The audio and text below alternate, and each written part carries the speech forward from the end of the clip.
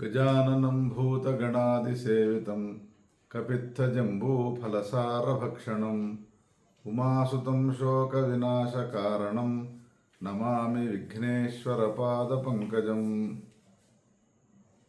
మన హిందూ సంప్రదాయంలో వేదశాస్త్ర పురాణ ఇతిహాసాల్లో చెప్పబడ్డటువంటి ధర్మాలను ఆచరిస్తూ హిందువులమైన మనమంతా కూడా శ్రేయస్సును పొందుతున్నాం.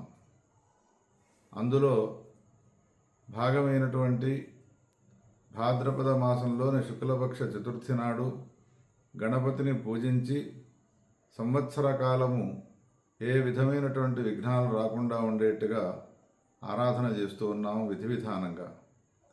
ప్రాచీన సంప్రదాయాన్ని అనుసరించి మట్టితో తయారు చేసినటువంటి గణపతిని ఇండ్లలో పెట్టుకొని పూజించి పెరట్లో ఉన్నటువంటి గరికపోచలతో పూజించి చక్కగా మోదకాలు మొదలైనటువంటి ఉండ్రాళ్ళు, పాయసము మొదలైనటువంటి నివేదనలను చేసి భగవంతుడైన గణపతికి సంబంధించిన స్తోత్రాలను పఠించి చాలా ఉత్తమంగా గొప్పగా మనమంతా కూడా ఆ వ్రతాన్ని ఇదివరకు ఆచరించినాము, ఇప్పుడు ఆచరిస్తూ ఉన్నాము. కానీ ఇదివరకటి కంటే ఇప్పుడు ఆచరించేటువంటి గణపతి నవరాత్రులు ఉన్నాయో ఇవి చాలా విచిత్రంగా మారిపోయినాయి. కాలం మారుతూ ఉన్న కొద్దీ ధర్మము పైన ఆసక్తి తగ్గి మహాత్ముల యొక్క మాటలను నిర్లక్ష్యము చేసి చేస్తూ ఉన్నటువంటి నవరాత్రుల్లోని పూజా విధానాలు ఉన్నాయో వాటికి అప్రధాన్యతనిచ్చి అవి ప్రధానముగా కాకుండా చేసి వికృతములైనటువంటి చేష్టలను చేస్తూ నవరాత్రులు చేస్తూ ఉన్నారు. ఇది చాలా శోచించదగ్గ విషయమై ఉన్నది. ఎంతోమంది మహాత్ములు, ప్రవచనకారులు, ఎంతోమంది అర్చన చేసేటువంటి పూజారులు, అర్చకులు చెప్పుతూ ఉన్నప్పటికీ కూడా వినకుండా వికృతమైనటువంటి చేష్టలు చేస్తూ ఉండడము ఇది చాలా దుఃఖాన్ని కలిగిస్తూ ఉన్నది. ప్రాచీన కాలంలో ఔరంగజేబు అనేక దేవాలయాలను ధ్వంసం చేసినాడు అని ఆ ఆలయాలను చూచినప్పుడల్లా కూడా బాధను పొందుతూ ఉన్నటువంటి హిందువులమైనటువంటి మనము ఈనాడు చేస్తూ ఉన్నటువంటి పని ఏమిటి? చాలా బాధ కలుగుతున్నది.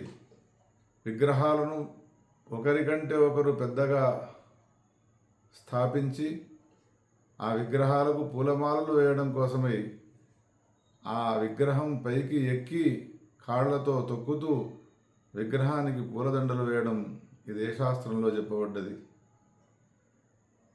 విగ్రహాన్ని ఒక గ్రామం నుండి ఇంకో గ్రామానికి తీసుకువెళ్తున్న సమయంలో వైరు తీగలు అడ్డం వస్తూ ఉన్నాయి అని కొన్ని ప్రాంతాల్లో గణపతికి సంబంధించినటువంటి తలను తీసేసి ఊరికి చేరుకున్న తర్వాత తలను అతికించి పూజించడం ఎంతవరకు సమంజసమై ఉన్నది?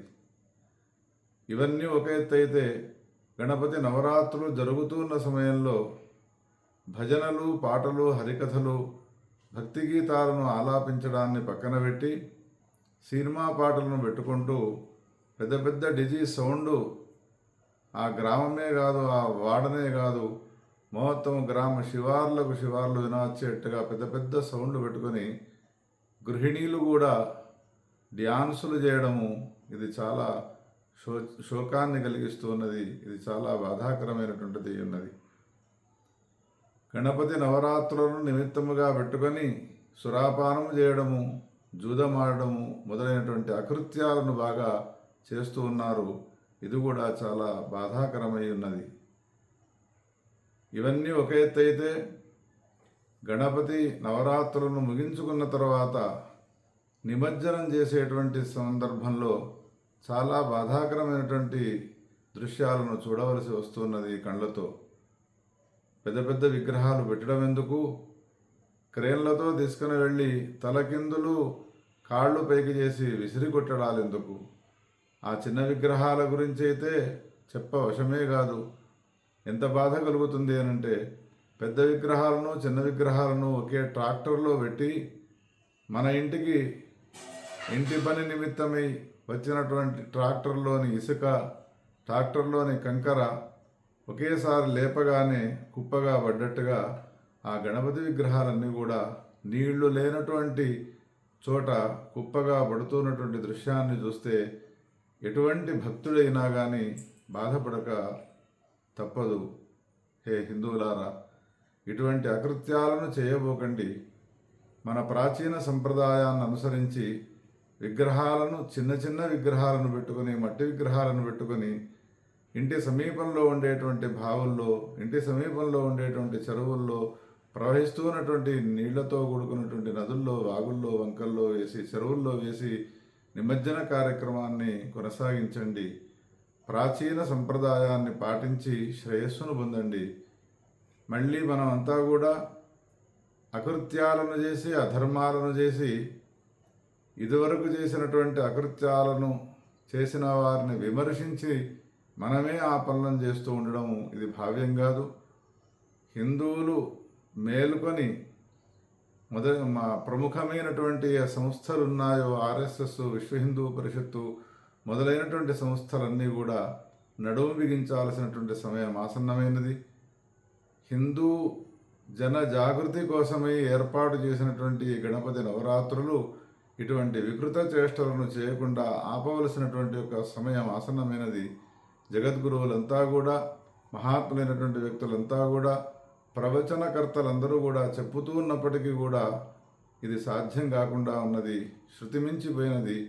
శృతిమించినటువంటి అకృత్యాలను అరికట్టాలి అని అంటే ఇప్పటిదాకా నేను చెప్పినటువంటి సంస్థలు నడుము బిగించి, ఒకవేళ సురాపానము చేసి వికృత చేష్టలతో కూడుకున్నటువంటి నాట్యాలు, డ్యాన్సులు మొదలైనటువంటివి చేస్తూ ఉన్నారు అంటే అరికట్టవలసినటువంటి బాధ్యత ధార్మిక సంస్థలపైన ఉన్నది. కావున దయచేసి మీరంతా కూడా ముందుకు వచ్చి ఇటువంటి అకృత్యాలను ఆపండి. హే హిందూ సోదరులారా, మీరు కూడా ఒకసారి ఆలోచించండి. మన ప్రాచీన సంప్రదాయాన్ని, ధర్మాన్ని రక్షిద్దాం. ప్రాచీన దేవతల యొక్క పరిపూర్ణ అనుగ్రహాన్ని పొందాలి మనము అంటే ప్రాచీన సంస్కృతిని, సంప్రదాయాన్ని మనం ఆచరిద్దాము. తద్వారా శ్రేయస్సును పొందుదాము. రండి, అందరూ మేలుకొనండి. సరైనటువంటి రీతిలో ధర్మమయ జీవనాన్ని కొనసాగించండి. ధర్మయుక్తంగా గణపతిని పూజించండి. ధర్మయుక్తంగా జీవనాన్ని కొనసాగించండి. ఆ గణపతి యొక్క పరిపూర్ణ అనుగ్రహానికి పాత్రులు కండి. మహాదేవ్.